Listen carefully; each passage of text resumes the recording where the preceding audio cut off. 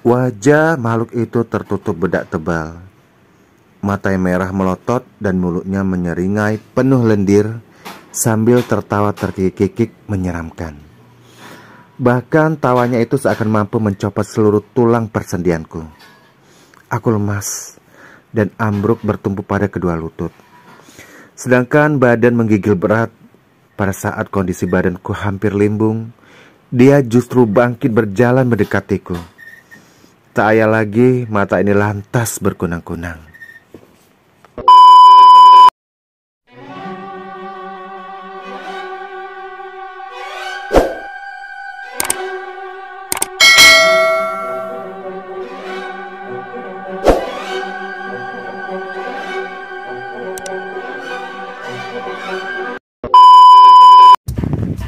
Halo guys, assalamualaikum warahmatullahi wabarakatuh. Hadir lagi Rio Ivana Channel.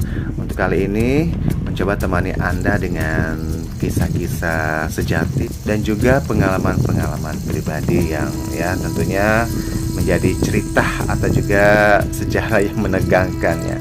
Oke lah, jangan kemana-mana seperti biasa. Sebelum simak ini video, ada baiknya untuk selalu subscribe, like, comment, and share. Kembali lagi untuk subscribe, comment, like, and share, karena subscribe itu gratis loh. Oke deh, tanpa berpanjang masa, kita simak yang satu ini. Jom. Sejak zaman dahulu kala yang namanya hari di mana-mana sama. Tapi apabila orang berbicara mengenai hari Jumat Kliwon, umumnya pikiran kita tertuju kepada hantu, setan, atau jenis merakayangan lainnya. Pokoknya akan kedengaran seram apabila cerita tentang setan di malam Jumat Kliwon. Namun bagiku, karena waktu itu sudah menginjak usia dewasa lah ya, dan jika Wakuncar tidak peduli itu namanya malam Jumat ataupun malam apa, yang penting apel. Pulang setelah mengunjungi pacar, serasa hati ini seperti lautan madu. Begitulah guys, suatu malam usai bunyi lonceng jam 10 kali, gerimis turun disusul hujan lebat. Aku yang saat itu sedang Wakuncar sih terpaksa belum berpamitan. Walhasil sampai jam 12 lebih. Hujan baru mulai reda, tapi itu pun masih rintik-rintik. Ya, berhubung nggak enak dengan tetangga kiri kanan, akhirnya aku pulang juga. Apa boleh buat? Pada malam yang dinginnya menusuk tulang sumsum, aku berjalan menelusuri lorong demi lorong. Kampung serasa mati, sepertinya tidak nampak lagi ada tanda-tanda kehidupan. Maklumlah ya, hidup di kampung di zaman dulu. Jam sudah menunjukkan 12:30 dan ditambah gerimis. Maka orang lebih memilih bersembunyi di bawah selimut tebal ketimbang keluyuran. Tidak seperti biasanya, lampu jalan di mulut gang terakhir yang aku lalui padam, sehingga sekeliling jalan terasa gelap. Setelah melipat bagian bawah celana agar tidak basah, aku berjalan perlahan. Karena sekitar itu gelap, jadi tak ayal lagi kaki kananku terperosok masuk got.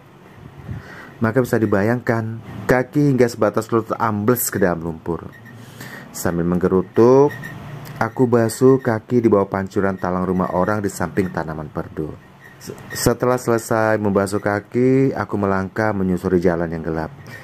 Tapi baru beberapa langkah ke depan, aku mencium aroma yang wangi sekali, bahkan amat wangi. Sampai rasanya menusuk saraf otak. Bau bunga apa ini ya? Baunya wangi banget, kataku dalam hati. Dengan pikiran yang belum pasti, aku melanjutkan perjalanan. Aku berjalan sekehendak kaki. Badan kena gerimisnya hujan, dan malam yang sepi serta gelap mampu mempengaruhi jalan pikiranku. Otak mulai berpikir, dan waktu saat itu sudah lewat tengah malam. Dan astaga, bukankah malam ini malam Jumat Kliwon? Wah, berarti wangi bunga tadi wangi dari kuburan. Celaka, pikirku agak tegang. Tanpa perintah, langkah kaki menjadi lebih cepat. Namun semakin berat terasa diayunkan. Bau bunga seketika berubah menjadi bau bangkai yang menyengat rongga hidung. Baunya astagfirullah, aku gak ingat lagi yang namanya lautan madu. Yang terpikir saat itu cuma satu, setan. Dalam keadaan tegang itu, tiba-tiba seekor kucing dari balik semak tanaman putri malu berkejaran dengan betinanya. Aku kaget bukan main. Setan kau, umparku seketika dengan agak gemetar lemas. Aku berjalan terus dan sekitar 10 depa di depan, aku melihat seorang wanita memakai kain kebaya putih tengah duduk membelakangiku sambil mempermainkan rambutnya yang terurai panjang ke bawah. Ia duduk di atas pagar halaman setinggi kira-kira setengah meter. Semakin dekat aku melangkah, semakin terkesima. Langkah aku semakin terhenti. Tanpa aku sadari dan kaki sulit sekali digerakkan. Bulu kuduk sudah meremang di sekujur tengkuk. Aku perhatikan wanita itu dari ujung kaki sampai ujung rambut. Siapa perempuan ini? Di tengah malam buta duduk sendirian. Apa pembantu di depan rumah itu? Atau apa mungkin pelacur? Demikian hatiku mereka-reka. Mendadak aku terkesiap. Tapi jangan-jangan dia kuntilanak. Oh ya ampun, selamat. Gumamku dengan tubuh semakin menggigil. Aku gak berani bergeming sedikit pun dari tempat berdiri. Kaki serasa terpaku ke dasar bumi. Tiba-tiba pada saat yang menegangkan guys, perempuan itu menoleh ke belakang dan pandangan matanya langsung menatap wajahku. Astaga, bagiku tertahan, bahkan hampir menangis saking takutnya. Wajah makhluk itu tertutup bedak tebal. Matanya merah melotot dan mulutnya menyeringai penuh lendir sambil tertawa terkikik-kikik menyeramkan. Bahkan tawanya itu seakan mampu mencopot seluruh tulang persendian. Aku lemas dan ambruk, bertumpu pada kedua lutut, sedangkan badan menggigil berat. Pada saat kondisi badanku hampir limbung, dia justru bangkit berjalan mendekatiku. Tak payah lagi mata ini lantas berkunang-kunang. Ya ampun, ini mak lampir apa setan kelawar? Atau kuntilanak? Aku mendesis gemetaran. Selangkah demi selangkah, perempuan itu menghampiriku. Jangan kemari, jangan, kataku gemetaran. Tapi perempuan itu tak peduli, bahkan masih terkikik menyeramkan. Ya Tuhan, perut saya mual. Salah apa saya ini? Pada jarak kurang dari 4 langkah, akhirnya timbul pikiran nekat. Tapi justru demikian pikiran nekat itu yang dapat lolos dari lubang jarum. Aku lepaskan ikat pinggang, celana, lalu celana dalam, bahkan bajunya sekalian, hingga akhirnya aku telanjang bulat. Suara lolongan anjing di kejauhan membuat suasana semakin mencekam. Sudah, sekarang mau apa? Barangkali kau mau ini. Ambillah kalau kau bisa, kataku agak keras dan menantang dia. Entah dari mana datangnya tenaga dan keberanian itu, aku tidak tahu. Ternyata dengan sikapku yang demikian, tanpa diduga sebelumnya, perempuan itu menyurutkan langkahnya. Jari-jarinya yang telah mengembang ditarik kembali ke belakang. Tawanya terhenti, tapi matanya yang merah tetap melotot. Mungkin dia tertarik ya dengan lato-latoku ini. Dia mundur selangkah demi selangkah dan tiba-tiba membalikkan badannya dan melesat terbang rendah melayang disertai tawa yang terus terkikik-kikik mendirikan bulu roma. Kejadian itu hanya beberapa detik dan membuat aku tercengang.